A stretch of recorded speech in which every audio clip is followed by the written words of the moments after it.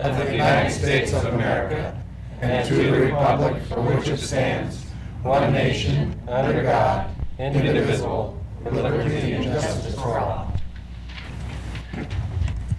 May we have a roll call, please? Sorry, Bonnie. It's okay. Take your time. Mr. Zwicker? Here. Mr. Taylor? Here. Mr. Corman? Here. Ms. Palmer? Here. Mr. Person? Here. Mr. Prince? Here. Ms. Breyer? Here. Roll call, Mr. Mayor, all present. Thank you. First item on the agenda is a special presentation. And this was a great presentation by Chief Peterson on Renton Heart Month. Members of Council, Mark Peterson, Fire Chief, Emergency Services Administrator for the Fire and Emergency Services Department. Tonight I'd like to introduce to you Captain Doug McDonald and Lieutenant Chuck DeSmith, who spearheaded Renton Heart Month this year. This is our 6th year for Renton Heart Month, and each year we set goals for how the community and how we want to reach the community. And this year, not only did we achieve our goals, but we actually outperformed them in ways that is just unimaginable. So I'd like to have Lieutenant DeSmith give you the presentation tonight. Thank you. It's always a pleasure, ladies and gentlemen of the council, Mr. Mayor, to be up here. And it doesn't seem that long ago that I was up here last year talking about Heart Month. You guys are very familiar with Heart Month. But this year was something special. And when I thought about the attitude that we needed to have going into Heart Month, I thought of it as an assignment that I was given to run the program, or an opportunity. Each time we do come to work, we want to think about that as City of Renton employees, that this job is an opportunity each time we come here. And so this program, I couldn't think of a better way to make more of an opportunity to get in touch with all of our citizens on a one-to-one basis and let them know that we're good stewards of their tax dollars, that we care about their medical and their safety.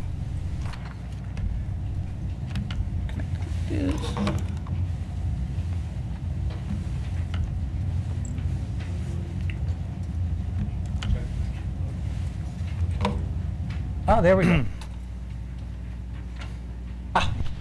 Heart Month is a special and award-winning campaign. In 2009, we did win a Community Service Award. When we talked to the King County public educators, the King County medical directors, they depend on our stats from this. This is probably one of the largest medical prevention campaigns in the region. And they get very excited every year when we do this. The data that we put out really helps with their research. And this is something special that we do. When a lot of cities are scaling back on their services, here we are out in the public offering a free service. Very important. This is also our main public education effort that we can also get in touch with people. And it's not just teaching classes, it's actually a one-to-one encounter that we get. So what was our goal in 2012?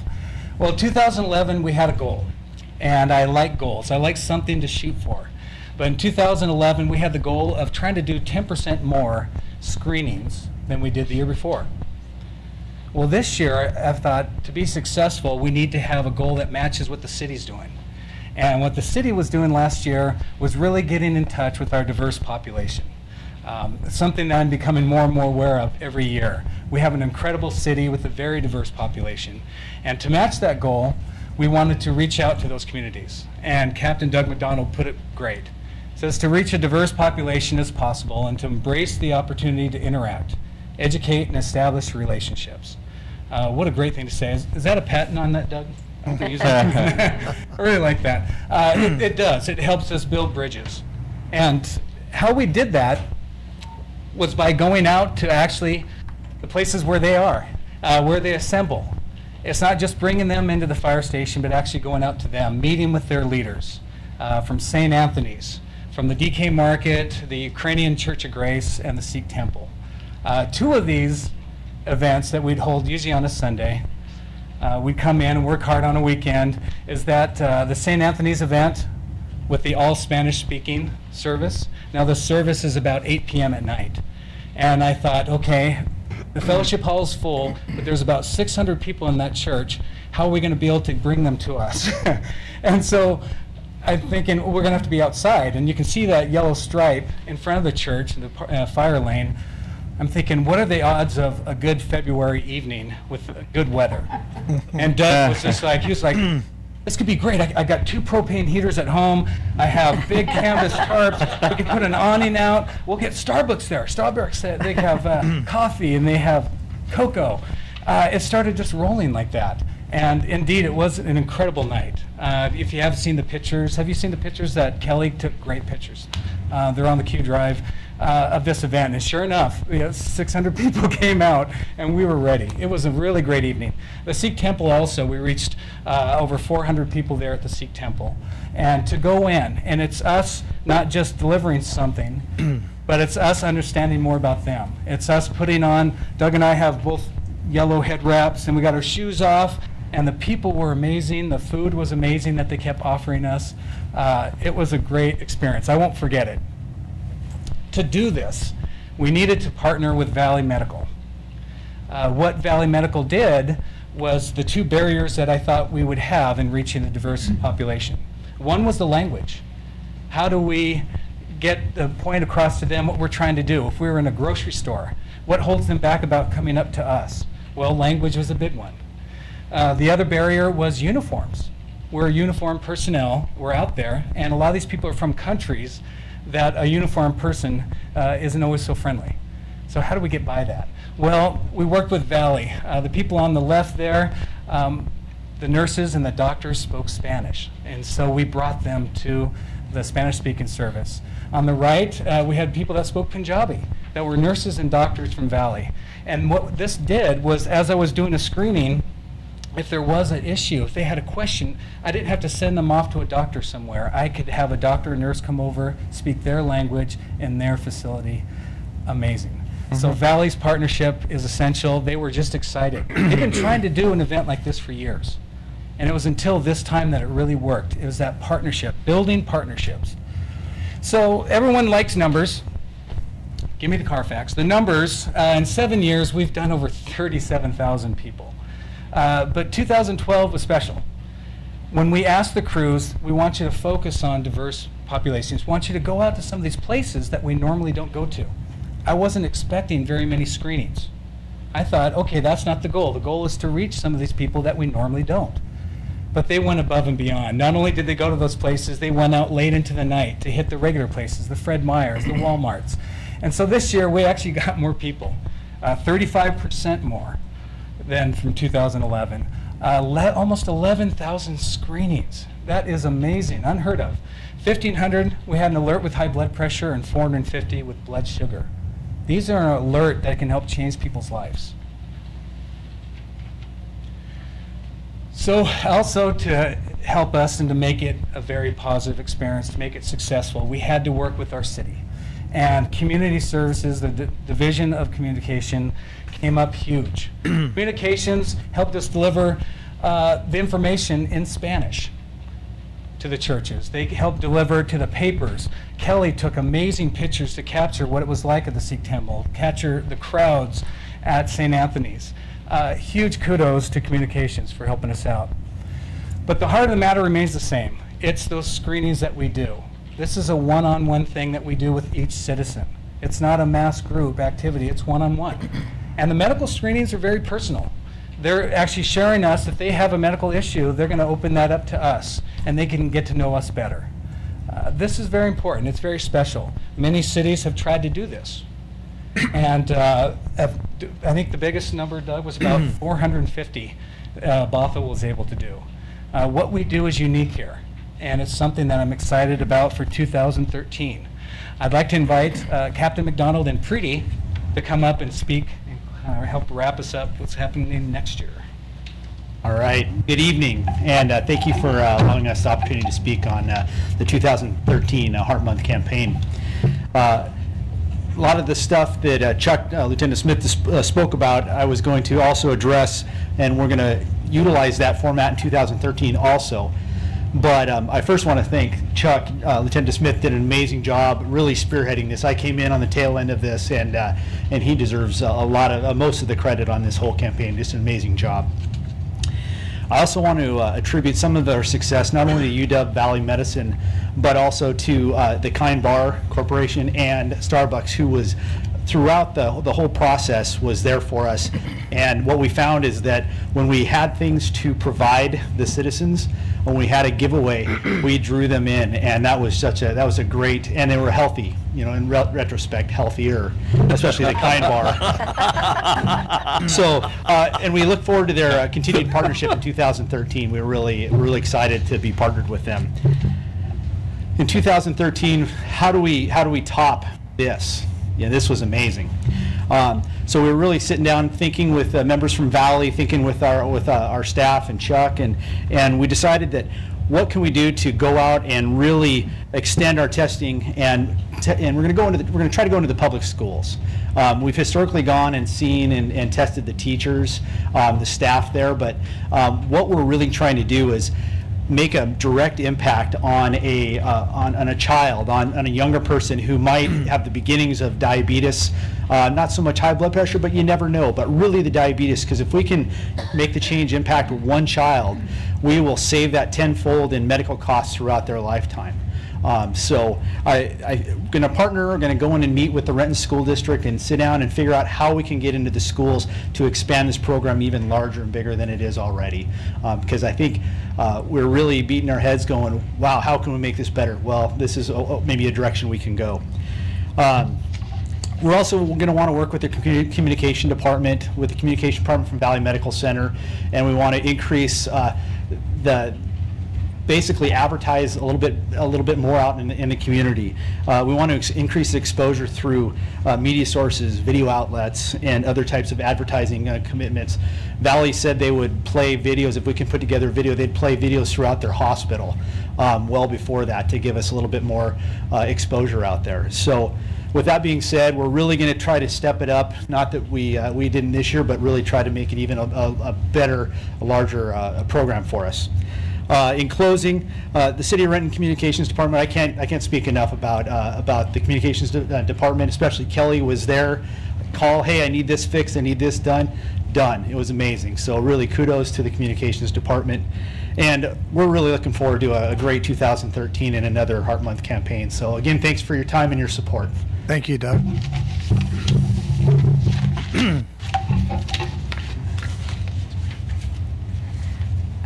Thank you. Good evening, council members, Mayor Preeti Sridhar, Communications Department, Communications Director, I should say.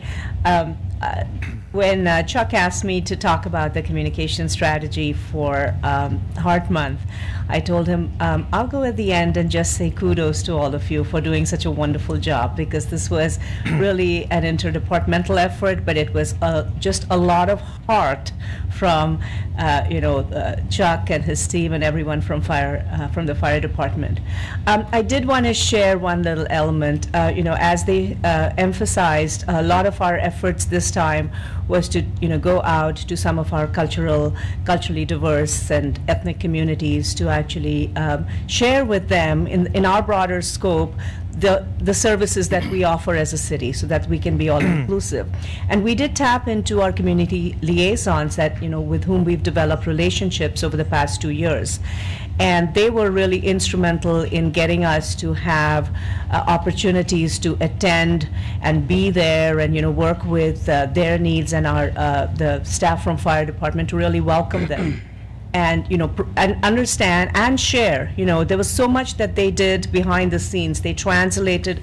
We sent them talking points ahead of time, and they would make those announcements at their service. Weeks in advance, encouraging the community members to show up on the day that we had scheduled. So I just wanted to take this opportunity to, thank them for their continued relationship with the city, so that we can continue to offer the services to them. And finally, I did want to share the comments that I received back after the effort, saying this was so wonderful. In particular, there was one of the slides had a doctor from Valley Medical who's retired now and who was volunteering with the Sikh temple, and she said she was trying to get a health fair with the community, the Sikh temple community, for years. when she would go to the community members and the leaders of the Sikh temple, they'd say, oh, we don't need it, we're fine. And when she would go to Valley, when she was a doctor there, they'd say, oh, liability, we can't do it. So in a sense, when we all came together and put our heads together and we made our contact with our community liaison, and they said, yeah, sure, we'll do it, this was a win-win for everybody. So I just wanted to kind of reinforce that we've had a wonderful relationship with our community liaisons, and this program is just one of many examples of working together to make it happen. So thank you. Thank you, Preeti.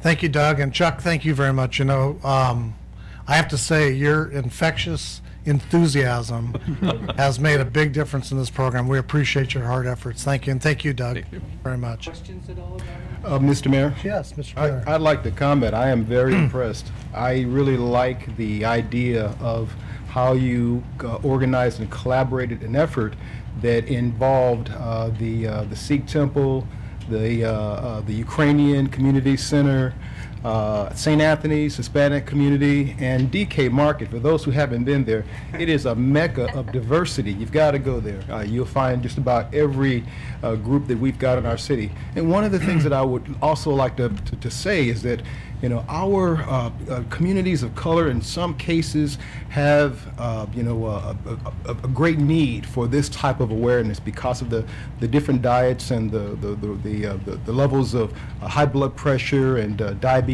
and those types of things. So I'm very pleased that you would target those communities because these are communities that really need that. I also am impressed with the idea of collaborating with the Valley Medical team. Diverse languages makes it easy to connect with those communities and having the cultural sensitivity to recognize that. So kudos to you. I'm looking forward to seeing what you're going to come out with in 2013, and keep up the good work. Thank you very much. Okay, next, another special presentation this evening is the King County Library System Highlands Library Design Update. Alex Peach. Good evening, Mr. Mayor and members of the council. For the record, my name is Alex Peach. I'm the administrator of the Department of Community and Economic Development, and it gives me great pleasure to be before you tonight to give you an update on the design process for the new Highlands Library. With me tonight is Laura Klinger, who's an architect with THA Architects from Portland, and folks from KCLS who you have been around, Kay Johnson and Bill Potasic and the rest of the team. So I'll turn it over to Laura for a presentation. Great. Well, it's an honor to be here, and it's an honor to be part of this project.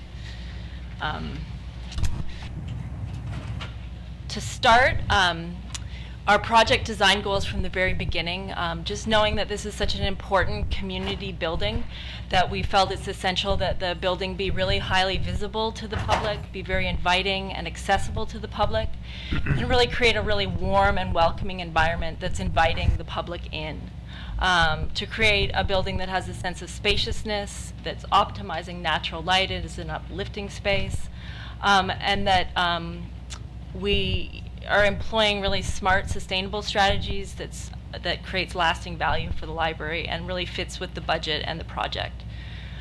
We want to create a really open space with as few columns as possible, just because we know libraries are changing and we want to be ready and flexible for the future and what those changes might bring. So as you're probably familiar, we were working within the overall Sunset Development Plan for the area, which consists of a series of housing projects surrounding a park. And so we were really looking at the beginning in the area of 9 and 10 and strategized where the best position for the library would be, and landed, because of visibility and accessibility to the site, basically the corner number 10. But as the project progressed, we looked at being part of a multi-use building. So rather than in this diagram, which shows more standalone library, it's now part of a bigger project that includes an apartment building adjacent to it in this location. So we have the library here at the corner of 10th Street and Sunset Boulevard, and there's that proposed park that we have in this location. So in sections, so if you took a slice through this project in this direction, you'd see the gray building is an apartment building that's being designed by another architect and developer, and it has 2 levels of underground parking below it, and the library is sitting on top of that parking here as a 1-story structure. And then the library is going to be using this dedicated library parking, so some underground space below the library that's actually part of the bigger apartment building project. So in the library plan on the site, because of grading around the site and where that level of the floor of the library, which is adjacent and connected to the apartment building, it really meant where that was landing elevationally, that the entry to the library needed to be in this corner, because that's where all the grades would flow right into the library. And going back to that accessibility issue, we didn't want to have a lot of stairs and ramps. We wanted a really inviting place. And actually, by putting the entry more on the quiet corner of the building, Sunset Boulevard's pretty fast, and if you think about a lot of teens and children coming here at night, so it's kind of a safer place anyway, and could be quite lovely with the park when it happens. And then this other arrow indicates a kind of design idea that we have, that there's a large open space in the library that connects with a lot of glass towards the park, and it's also connecting back to the city and allowing views into the library. So this is a more detailed plan of the library. So here in this corner, again, that's the entryway off of 10th. Sunset Boulevard is along here. So you enter the library into a vestibule, and there's a stair and elevator that would connect you down into that parking lot that I described at the beginning. The blue areas are more enclosed spaces of the library. So you have a staff area here and a large community meeting room in this location. It's about 1,000 square feet, so could accommodate about 120, 130 people. And then a children's area of the library in this corner. And then the yellow represents this really large open library space that's filled with light and from the 2 sides, and would be stacks and library seating. And then a teen area in this location up in this corner, and a quiet enclosed reading space in this location, and then some study rooms and bathrooms along this side. And then this wall is the dividing line between the apartment building in gray here and the library. So we actually have an exit that comes through this location, and the library trash area is over within the apartment building project.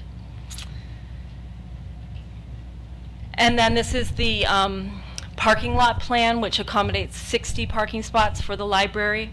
And what's great about combining the 2 projects is actually we managed to get the services like the electrical and telecom for the library down in the garage, as well as the mechanical spaces, kind of unused corners. So now your library that had a 15,000 square foot print upstairs is now expanded to about 16,500 square feet, because we're gaining some area of these spaces, which usually would have to be up in the main library space, as well as that trash room that was in the apartment building. And just to give you a sense of scale, the existing library now is about 6,500 square feet, so we're getting 10,000 square feet more towards the library. And so in this corner, there's that stair and elevator that connects you back up into the vestibule of the library here, and the entry to the parking or through garage doors in this kind of loop configuration. So looking at the form of the building, we look to some inspiration in your community. We like to try and tie buildings back to something that reflects the community that it's in. So we were looking at the history of aircraft design in Renton, and looking at aircraft hangar spaces, just because they reflect that large column-free space that we were going for, and really tied into the goals of the project. And then just looking for color and natural materials in the Northwest landscape. So this was a conceptual diagram at the beginning of design. That indicates this large, higher volume space here that's connecting with a view to the park, and then a view back to the city, and then 2 kind of lower bars that enclose those like the staff area and the meeting room adjacent to the higher volume space.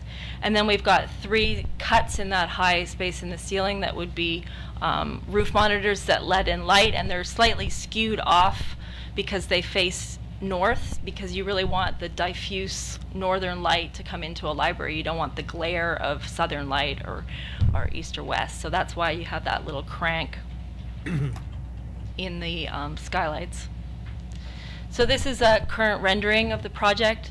Again, going back to those design goals of trying to create a really warm, welcoming place for the community, use of natural materials in the wood, and we're looking at a terracotta project, which is a natural product, which is a natural material for the siding, for the exterior, this location, and then a zinc siding on the higher volume here. And this higher volume space inside is about 22 feet high, and under this canopy is still quite high. This is about 13 feet, so it's still pretty grand entry. And that's again, that corner of 10th, and then this is Sunset Lane. And this block you see here is the apartment building project, which is slightly behind us in design, so they haven't really developed what the facade, what that's going to look like. So we're just kind of putting it as a massing block right now into the rendering. This is a view straight on into the main entry vestibule. Again, highlighting the kind of natural materials in the wood and on the ceiling and in the panels, and looking through this transparency into the main area of the library. And also using maybe a red color that reflects the red identity in the KCLS logo. Again, this is the corner entry. You can see that's the open stair down into the garage below. The book return here. This is just the start of our material palette. Again, this is that terracotta material, so it's natural and zinc. And actually the wood panel it looks like wood, but it's actually this new product from Germany that is composed of rice husks, and it's super durable and super stronger than natural wood, but has that look and the red color, and then an aluminum window system. Again, back to those goals of using smart, sustainable strategies. The project's not going after a LEED certification, but we really want to create a green building. So these are some of the strategies that we have incorporated into the design. And one of the pieces on the project right now is this, what we're having sun shading in this location, and it'd be similar on the southern side of the building. And really that's one of the things we want to look at more in depth in the next phase of the project in design development. So we're looking at other projects from around the country that have different kind of sun shading strategies. This is a library I recently went to in Boston, and you get that sense of this kind of screening of the light, but then some vision, lower here that doesn't have the screen that you can see out into the park or back into the city. So we've just completed the schematic design phase of the project, which is the first phase, and we got a cost estimate done, and happy to report that we are on budget, which is exciting. And so just overall schedule for the project, we'll be completing our design by November of 2012. We have to go into design development phase and then construction document phase. The housing construction will begin in April, because they have to build that parking lot for the library to sit on. So the library is targeted to start their construction in October, when that parking lot is completed. And then the library is planning to be construction completed around the fall of 2014. And the next kind of stage for the public for the project is we're planning a open house public meeting on May 3rd at the existing Highlands Library. And at that time, we're going to have different stations set up describing different aspects of the project with images, and so members of the community can come in and make comments, and we'll record all those comments because we really want to get input, and now's the time to do it because we're still pretty early on in the design. And with that, I'd be happy to take any questions or comments. Any questions from council? I have a question. Yes, Ms. Palmer. I don't know if you can go back to the, it was towards the front, the actual layout where you show where the children's and the teens. I'm just curious, you mentioned when you first started that Sunset's busy and noisy. And so I understood why you put the children's section on that corner. We don't, They're busy and noisy. they're busy and I noisy. have a 3-year-old, I know. But then on the other side, you put the quiet room and you put the teens over by the park. And I know those quiet rooms are quiet. There can be a lot of people in there, but it's always been quiet when I've gone in numerous libraries. So what was the thought process? It looks to me like they're exactly the same space size. So you're saying between the teen and the quiet? Yeah, why did you put the quiet on the noisy Sunset side and the teens on the park side? Well, the windows will be it will be acoustically rated, so you won't necessarily hear that much noise from the outside in the quiet room. And historically in libraries, teens don't like to be near children. They like to be separated. So it was an effort to accommodate that. And truthfully, we're still, the overall spaces haven't been defined. At one point, and it may still go back to that, children was up here, and teen was here, and the meeting room was in the corner, and that still may come back. But this was an effort to have something more active than a meeting room on this corner. So those are the general spaces that we're going to get in the building, but it may not be this exact, because we're still pretty early on. But that's a really good comment for us to consider. I would think teens would be noisier on the Teens are noisy. on the noisy. Yeah. They are noisy, I know. But then they're near So children. I was just curious on Yeah. the thought process of the placement since they were equal size. Thank you. Any other questions from council? Mr. Mayor? Yes, Mr. Taylor. Yes, just a quick question. I'm sure that this is already in play. The coordination with the apartment building, there is some coordination in terms of the architectural compatibility, in terms of materials and design, et cetera? Well, we just had we've been meeting with them all along, but they're obviously lagging behind us a little bit in design. So they're going to be now, because we're ahead of the game, they're going to be taking cues from our design, and they say that they're excited about what they're seeing and that they feel they can really work with it and that it fits what they're thinking about. And we're excited to see what they're going to be doing because, yeah, we haven't seen it. I mean, we've been coordinating heavily with them on more technical aspects, like because they're going to be building the parking lot. So obviously all the structure that's coming and holding up the library has to coincide with that parking plan and work with what they're doing below. So we've been working a lot on those technical aspects, but not as much on the aesthetic ones. And that's kind of the next stage to get into and really understand what their building's going to look like. Bill? Mr. I'm Mayor, sorry. if I wanted to make a few comments, and you know, I feel in some ways we represented to the city of Renton that we thought that there was great potential in a larger library in this location, and we're really excited about this library and the size of this library. And I would be less confident about whether or not we were going to achieve those results other than the fact that the current Highlands Library continues to do landmark business, and we're really excited about that. But the reason I bring this up is the location in that corner of the project, I think, gives us the greatest visibility, and really want to thank the city because you've basically cemented the success of this library by having that library in that location. It's going to be terrific. People are going to know where it is. They're going to see how to get to it very easily. And despite, or even on top of its current popularity, I think it's going to bring a whole bunch of new people to the library, which is really great. The second point I wanted to make is about that big volume of open space. We really push our architects to keep our libraries open and flexible because things are changing, and they're changing even in front of us right now. We just learned that since December, the King County Library System has been the busiest library in the entire United States in terms of the number of e-books that have been downloaded.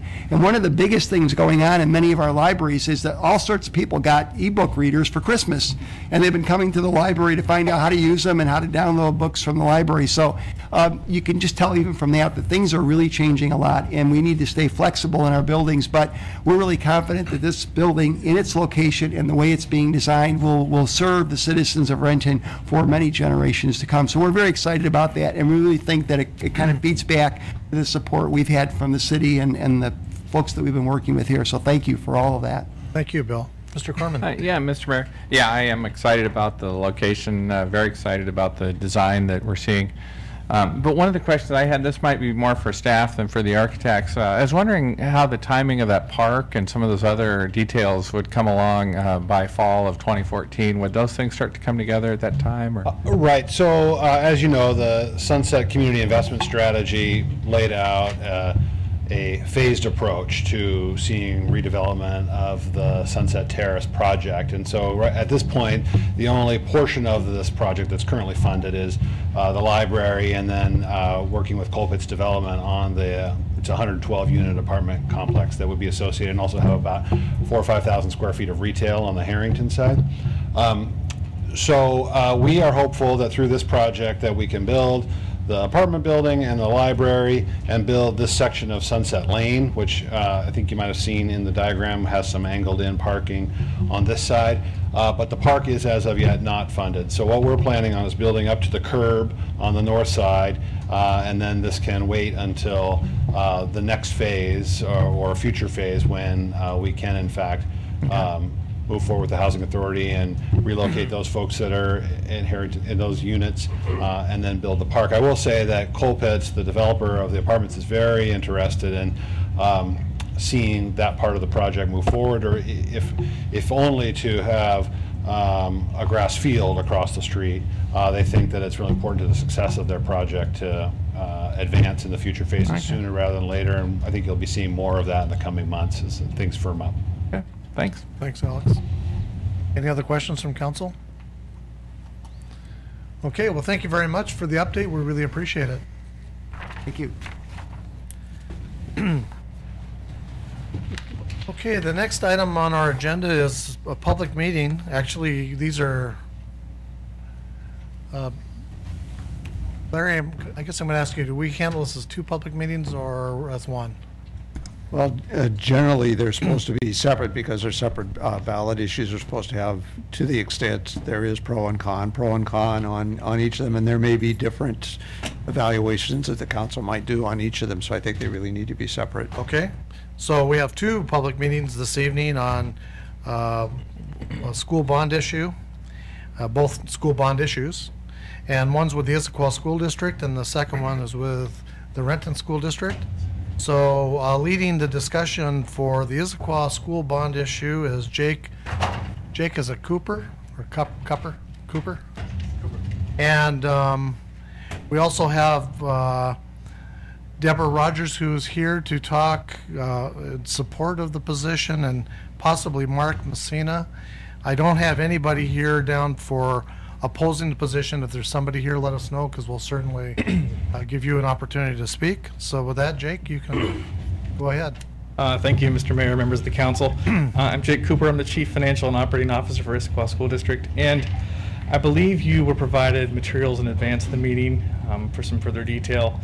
And so Issaquah School District, I know Renton, I think, is set to follow us, but I will be providing factual information only as a staff member, and my community members will speak to you about the their current position on the bond measure. So, as you probably know from materials, April 17th, Issaquah School District has a bond election of approximately $219.2 million before our voters. In that, I think it's important, whenever I'm before the city of Renton, we have an interesting relationship where your residents attend our schools, but we actually have no schools within your city limits. And so, we've had a very close relationship over the years, but interesting nonetheless, because we have residents that attend, but no schools actually cited. So, thank you for the opportunity this evening.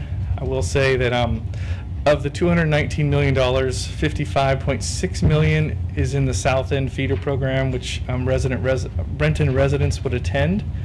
The largest portion of that being $44.5 million for continued improvements at Liberty High School, and another $3.5 to $4 million at Maywood Middle School, which is the feeder middle school to Liberty High School, and then a 6th classroom addition at Apollo Elementary. For the rounding of the amount. So those are the financial figures that impact particularly your residents and the feeder schools. For us, this process began about a year, 13 or 14 months ago, with a 55-member citizens committee from all over the district, and then coming forward to the board of directors late last fall, and ultimately a decision was made to put this measure on the ballot. This is a construction plan that spans 8 years in duration. We are just rounding out a $241 million bond package that was for a 6-year construction cycle. This is a third longer, and we are fortunate that our taxes are structured in a manner where we had anticipated this capital need, and that we'll be levying aggregate taxes of $4.5 to $5.5 million less than our current levy amount. So our per thousand rate is anticipated to drop between 35 and 45 cents per thousand.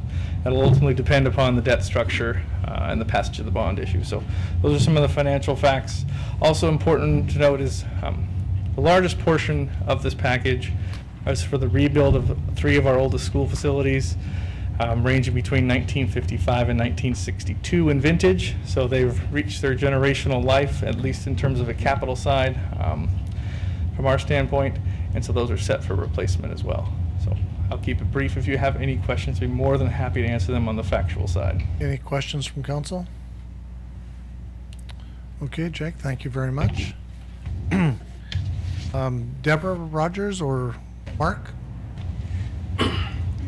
Thank you for your time tonight.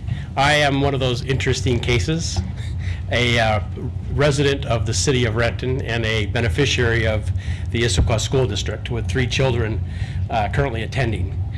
As part of the bond committee and basically the community that participated in that, I have strong conviction that the package is responsible. I also believe that it contributes to both the Renton and Issaquah communities, certainly to the children within the Renton district or Renton city that participate in the Issaquah School District. And I am actually pleased to see that a large portion of that bond and what we're asking to have your support on is directed to the south end and to really ensuring that we protect classroom dollars on the south end, the assets on the south end, and actually make it and continue to make investments in South End facilities that contribute to our property values and things like that as residents in the city of Renton. So we ask for your support and appreciate your support in this matter. Thank you. Thank you.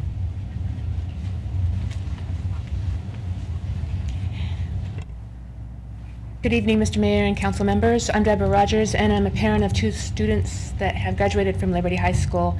Our son's in college and our daughter's in college, and well, he's in Western and she's at Southern Oregon. But I'm also still involved with the PTSA. I just can't stop helping. And actually had our PTSA join the Renton Chamber, and that was pretty cool because we have partnerships that we can build with our community and our students as mentorships, volunteer opportunities, but also to make awareness that while we all share the city of Renton and where we live, there's 2 schools that, well, more than 2, Lindbergh and Renton and Hazen, and Liberty High School is still represented in the community.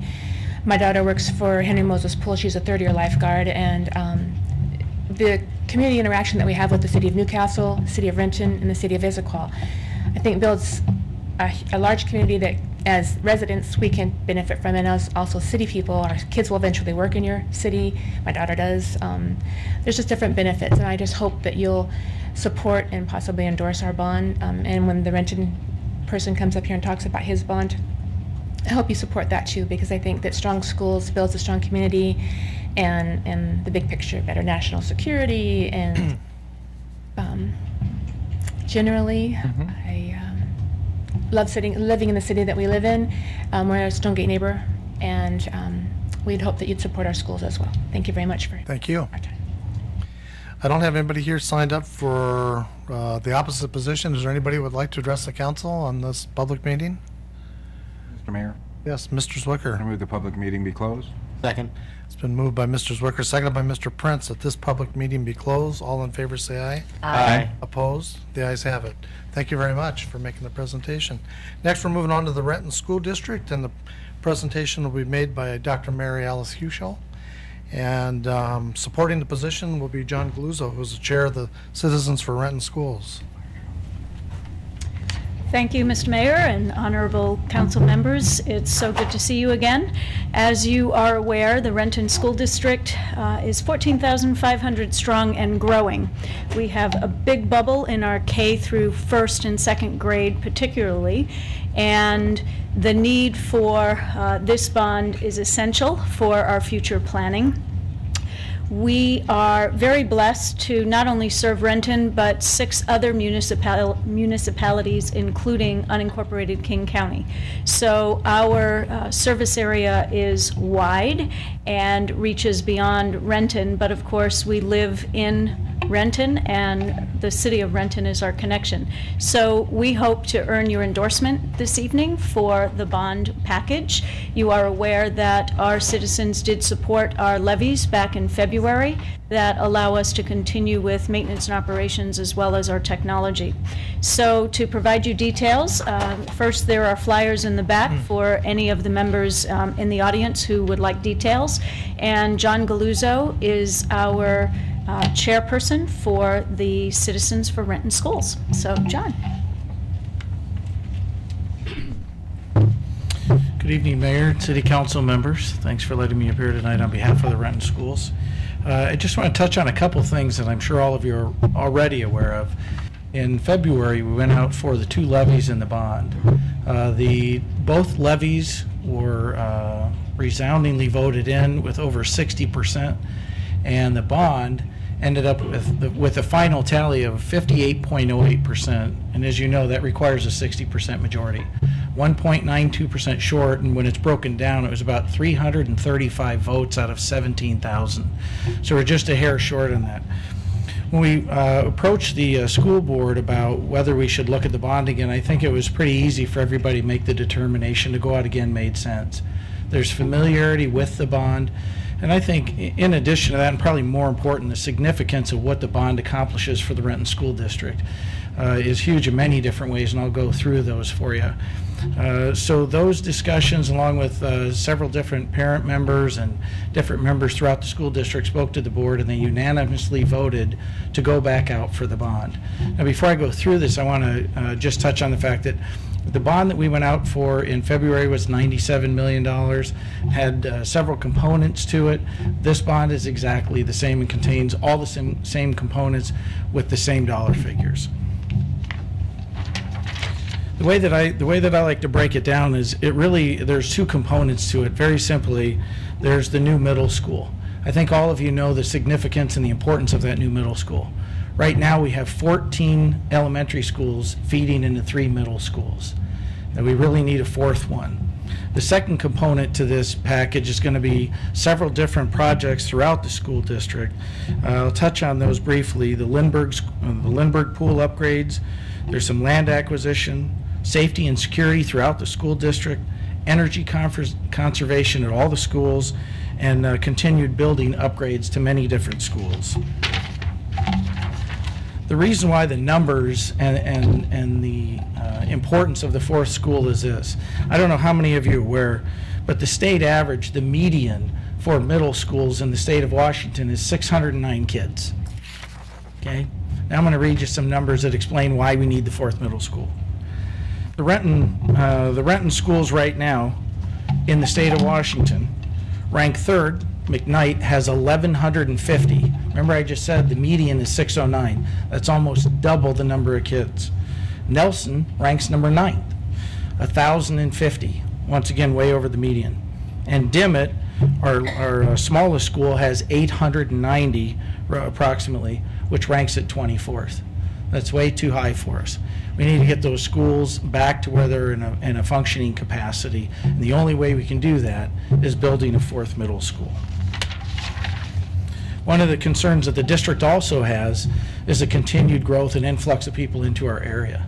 I took a look back and I looked at the last 4-year growth.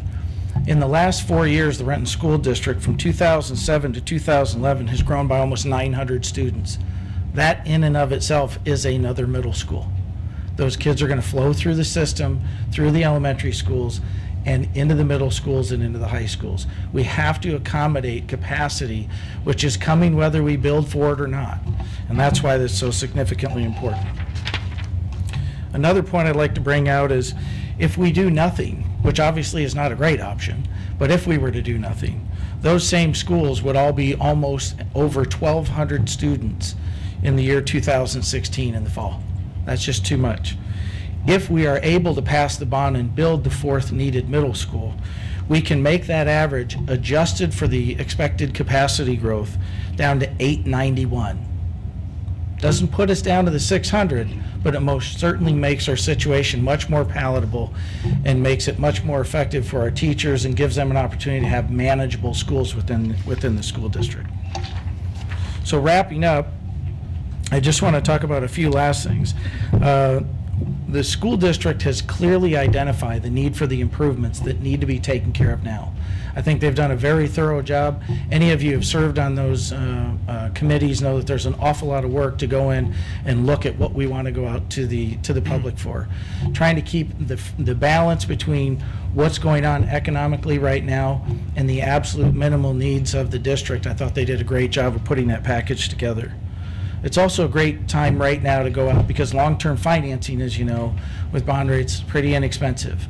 That's probably going to change in the future. So it's a great opportunity for the Renton School District to go out and take advantage of those funds.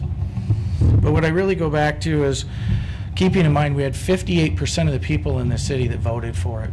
And I think there were just a few misunderstandings about what this would actually cost each taxpayer, because at the end of the day, a lot of times what we hear is, gee, that's really great, but what is it going to cost me?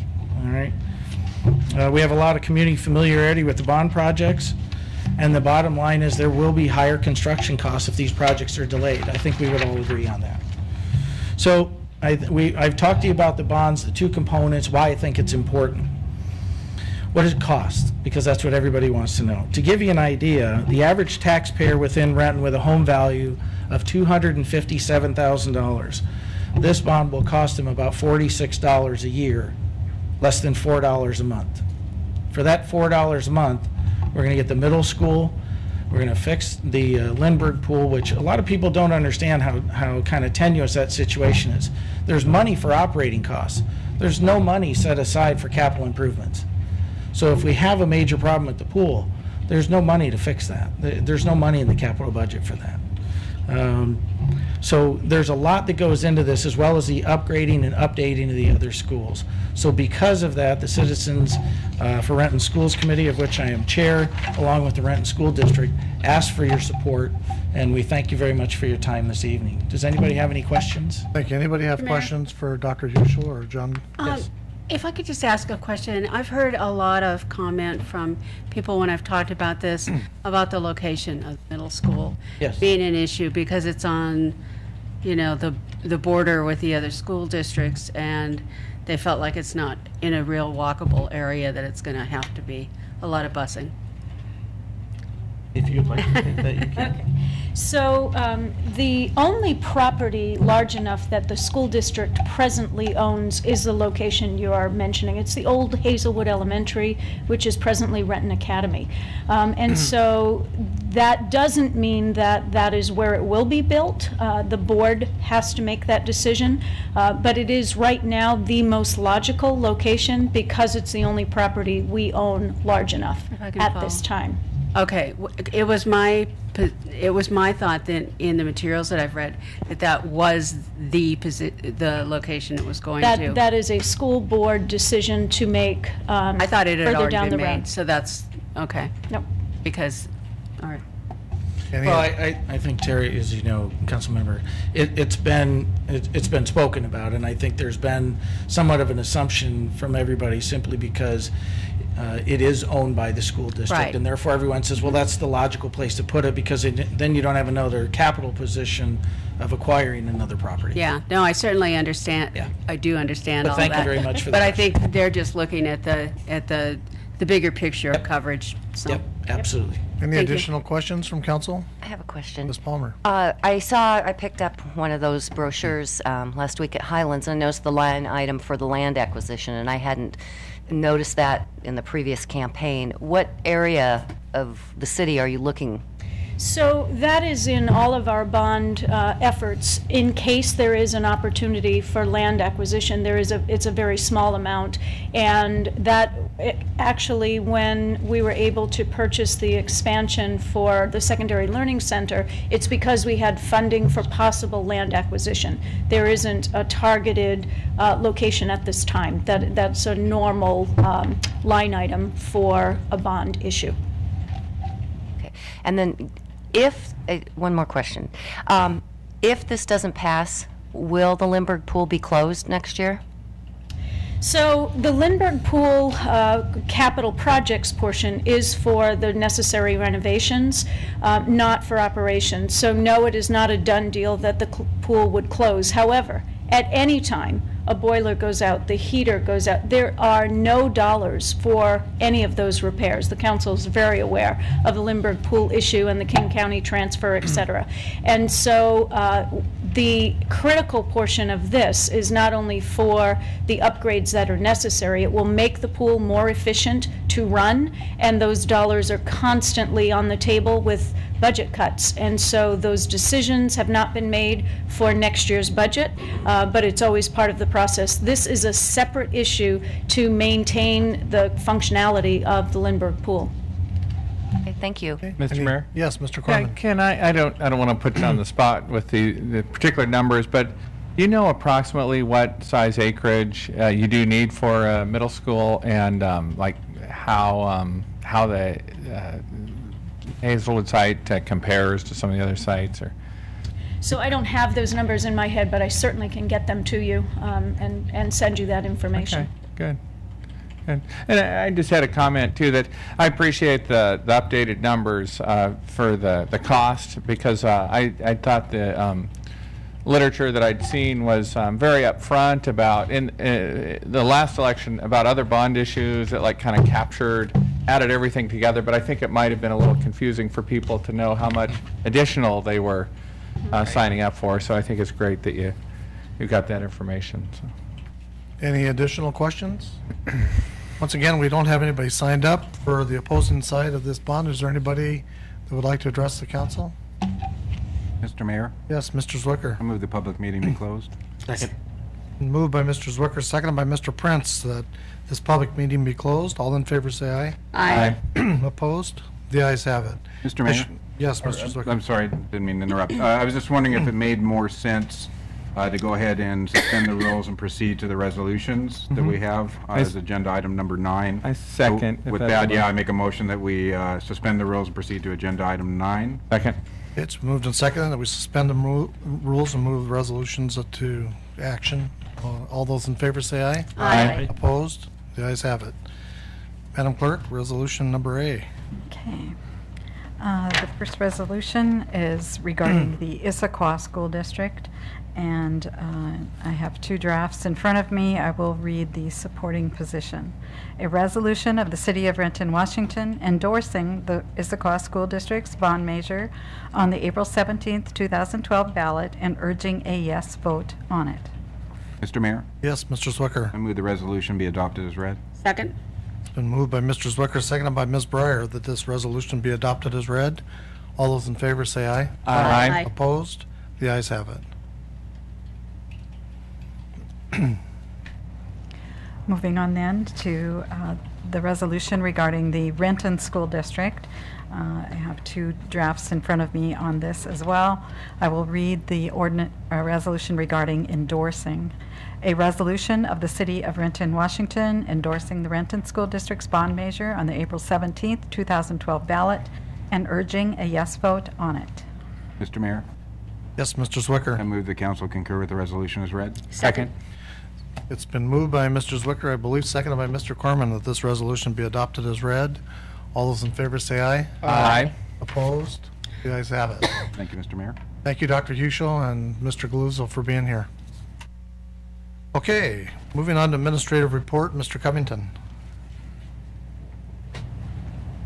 Yes, Mr. Mayor, a couple of items from the administrative report. Wanted to let folks know that the Senior Activity Center is hosting a housing fair for senior citizens tomorrow from 10 a.m. to noon.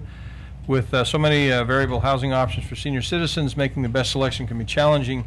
Senior Activity Center is seeking to make the housing decision easier by offering this special event devoted to senior housing issues. We'll have over 20 housing groups available to answer questions about retirement homes, assisted living communities, senior apartment homes, low-income housing, and other housing placement options. People can contact the Recreation Senior Activity Center, or they can get on our website for more information. And then Friday, March 30th, for youth ages 11 to 14, the Community Services Department will host a flashlight egg hunt at Liberty Park, beginning at 8 p.m. sharp. Join the fun at this wonderful nighttime egg hunt. Rec staff and volunteers will stock the dark field with eggs and candy. Participants should bring a flashlight and a sack to carry home all the goodies they find. Again, this event co-sponsored by the Reserve and Sanctuary Apartments at the Landing. For more information, people can contact our Recreation Division, or they can get information off of our website.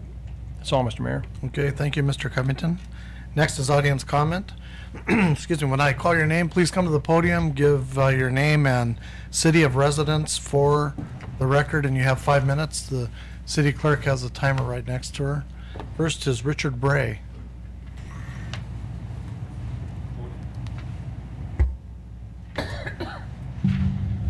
Hi, my name is Richard Bray. I live in Renton, and B-R-A-Y is how you spell my last name. My name is Richard Bray. As I mentioned, I'm one of the people, along with my wife and 3 of our kids, who participated in the amazing Super Saturday collection of signatures to save the Renton Cedar River Library. Michael, my youngest, who's 12 and with me this evening, there we go. We've just come from his baseball practice, so forgive me that I didn't dress up appropriately for this fine group. And again, I thank you, Mr. Mayor, and the council people for allowing me to speak. You look fine. Thank you. We've been residents of Renton for 20 years, and we very much have enjoyed the library in the middle of Liberty Park, and it's been a very special place for us, and we think all in our community.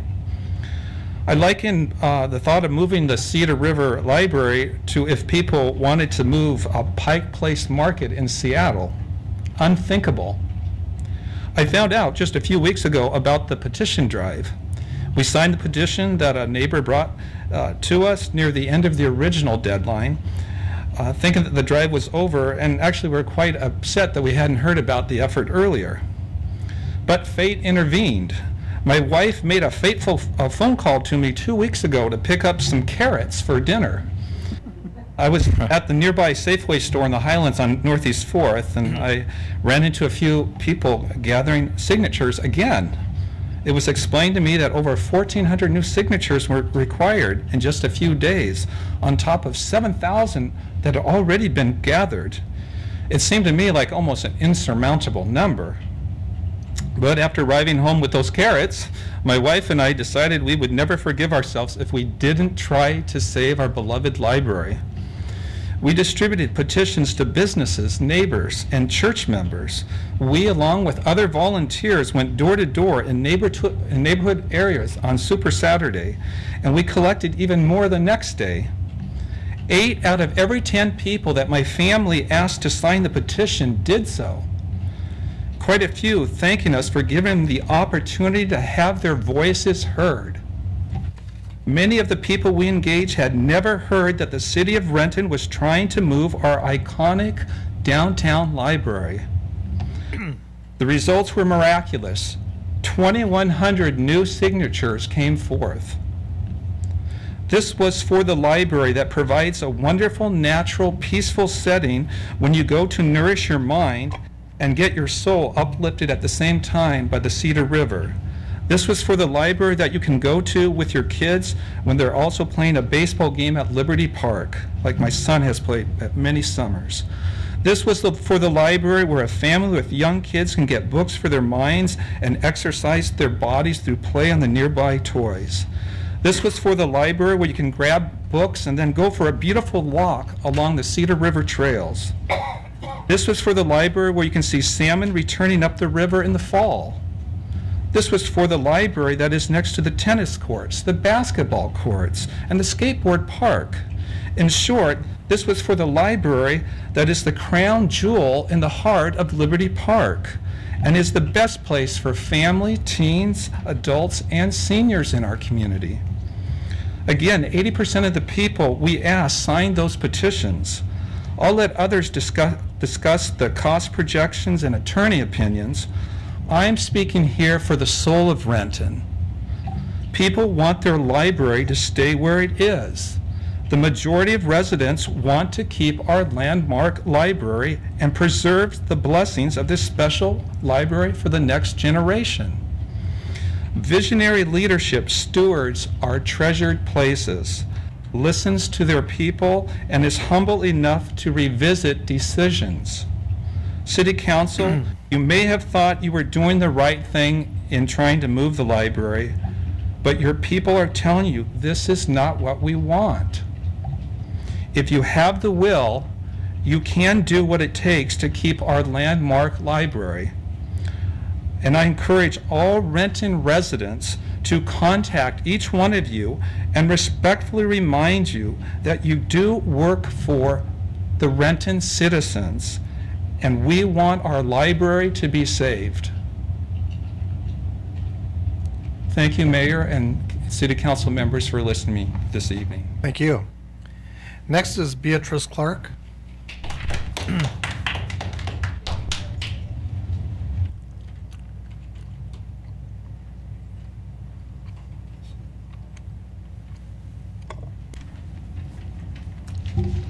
Greetings to each of you, council members. I concur 100% with what the gentleman just said. Well said. I'm here tonight. My name is Beatrice Clark. I'm a citizen of Renton, and I cast my vote in Renton. And I really just want to get some information, some clarification on some information. I know you have all received what I call an outrageous email. And in making a public request for some information from the King County Library Systems about some documentation they had filed, one of them being summons and a complaint. I received a letter that they sent with that, and we hear a lot of talk now about suppressing the vote, you know, the upcoming votes, people doing different things to suppress the vote and keep people from voting. So people are very concerned when their voice is being suppressed or someone is making that attempt. And I received a letter along with those papers that was submitted by the King County Library Systems, the people that the City of Renton is doing business with. And in that letter, they requested that my correspondence, which I have been filing for several months as I have done my protest and campaign against inequities involving the King County Library System. This particular letter states that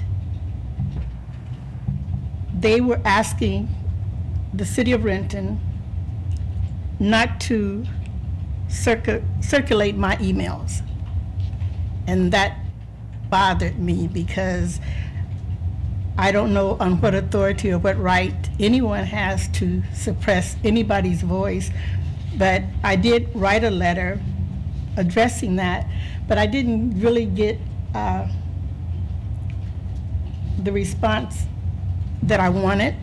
I wanted more detailed information that addressed the letter that I brought or sent to the council, and I'm here to bring that letter forth once more and ask if whoever, I don't know among you, distinguished group, I know there's someone that has more detailed information that you can provide me.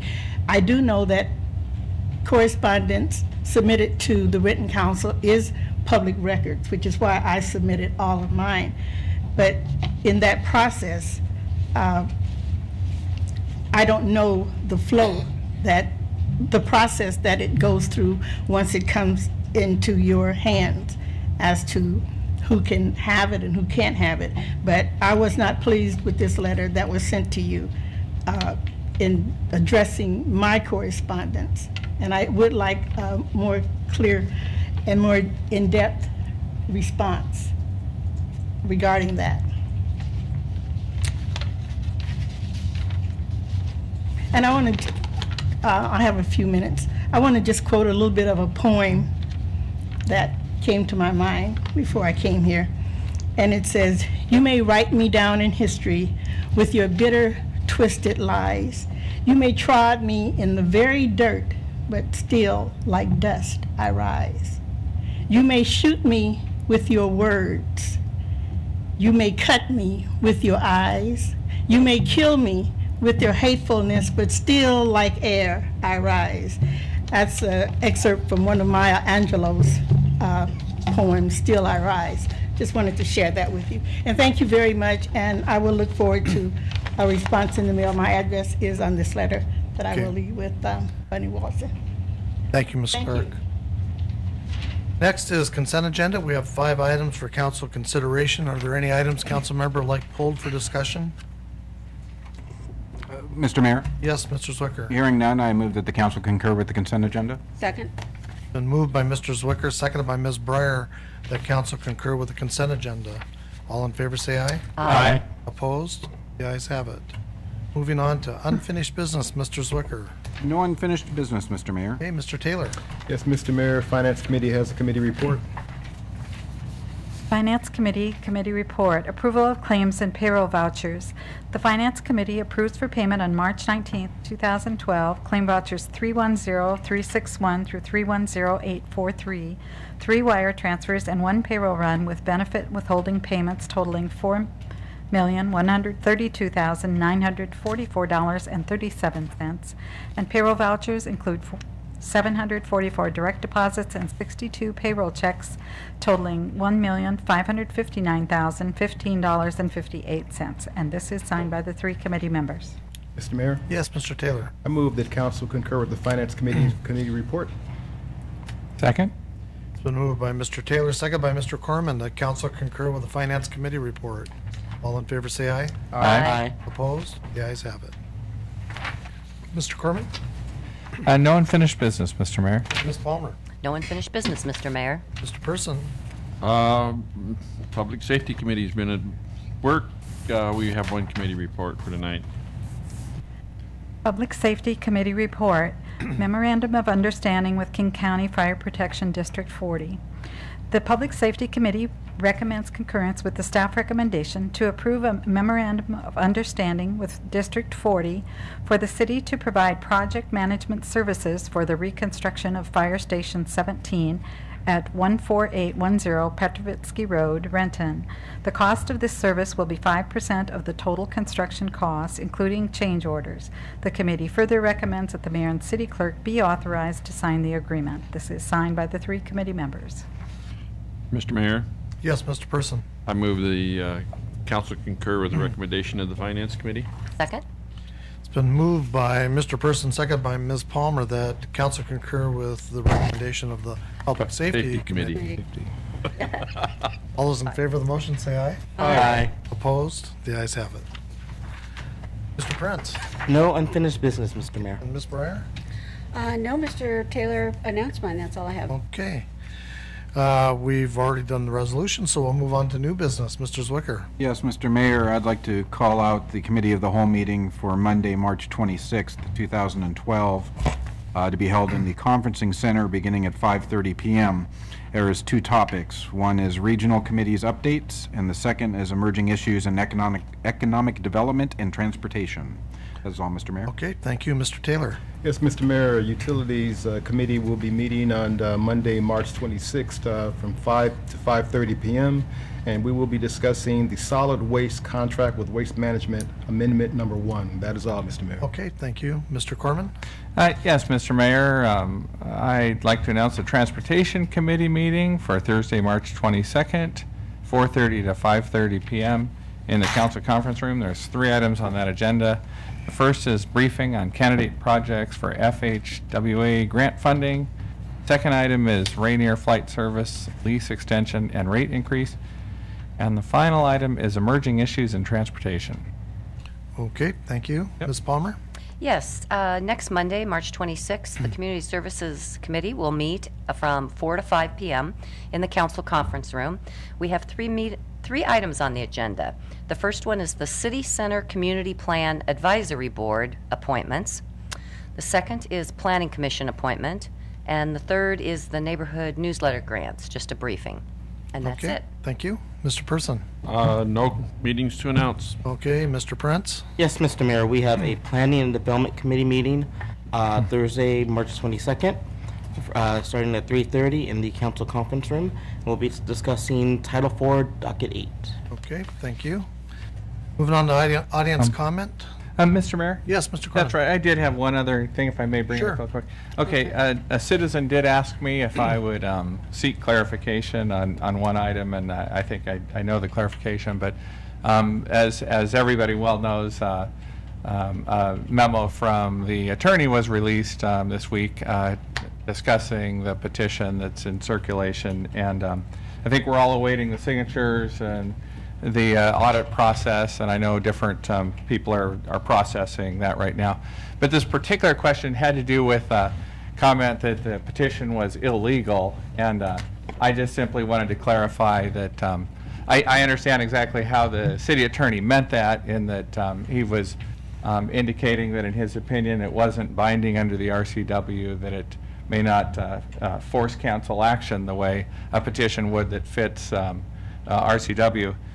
But I did want to remind everybody that that any petition of any body of the government is protected by the First Amendment. So no one can, in fact, break any law in this land by circulating a petition and presenting it to the government. And so I didn't want to. I think most people understand that. But the word illegal in this context doesn't mean anybody broke the law. It's just whether how the petition flows through the process. Thanks, Mr. Corman, and a lot of people were confused by that. Mr. Warren, is there anything you want to add to that, or that sounded like a pretty good statement of the law to me, Mr. Mayor. Okay. All right. Thank you, Mr. Corman. Yep, that's all. Thanks, Mr. Mayor. We have somebody signed up for audience comment, Audrey Adams. If you can come up and please give your name and city of residence for the record, and you have 5 minutes. We have a timer next to the city clerk.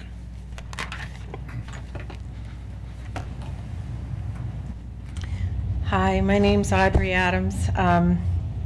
I've had a Renton address for 33 years, and as I said the last time I spoke, I'm one of the very happy additions to Renton when the annexation up in the Benson Hill area took place. And I might add that after living in that area for 33 years, this is the first time we ever saw a snowplow coming through our neighborhood. The first. And we've had some really big snowstorms, and so, God, we about called the neighborhood watch and said, look, there's a snowplow. And that was really helpful, by the way. Anyhow, am I supposed to say my address? 10939? No, you're fine. Okay. I am here with, I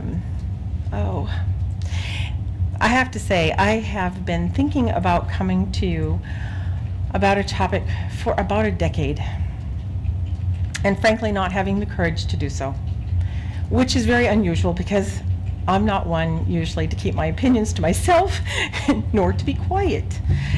But this one is a rather difficult issue. And first of all, I was trying to figure out, why am I so worried about this?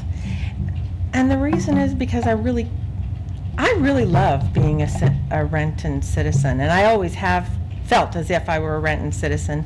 And I've been coming and I've been watching how the council works here, and I'm really proud after watching for the last couple of months. I've been coming periodically. You work like a well-greased machine. But even better than that, you work like you like to work together. And I realize I want to be part of that.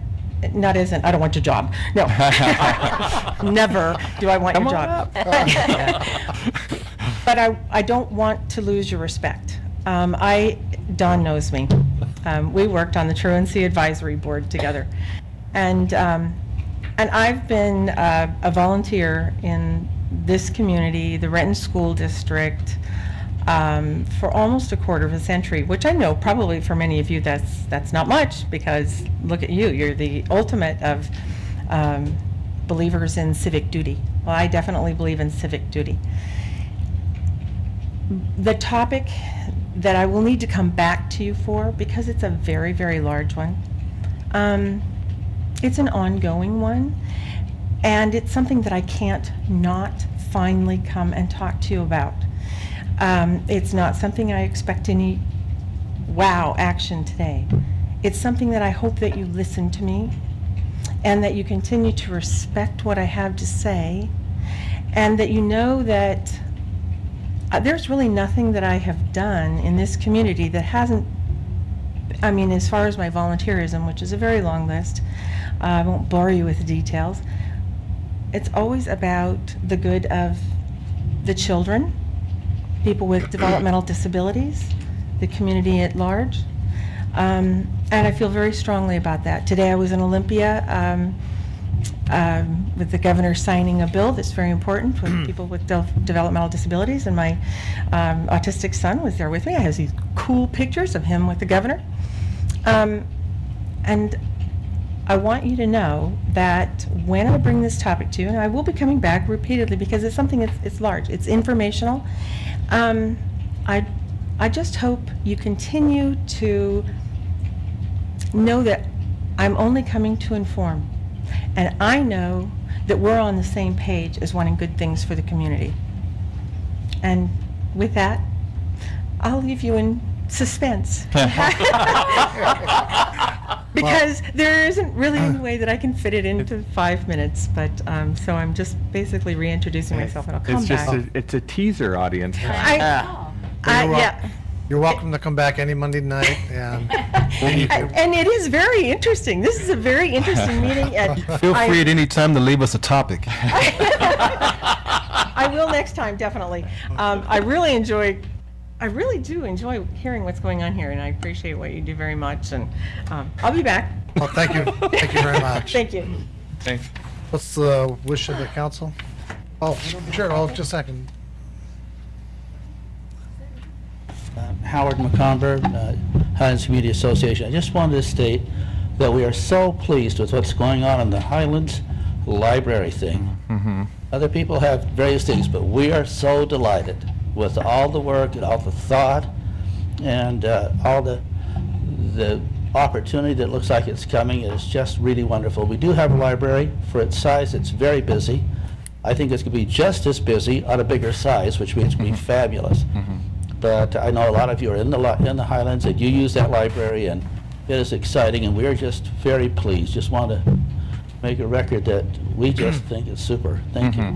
Thank you, Howard. Well said. Move we adjourn. Second.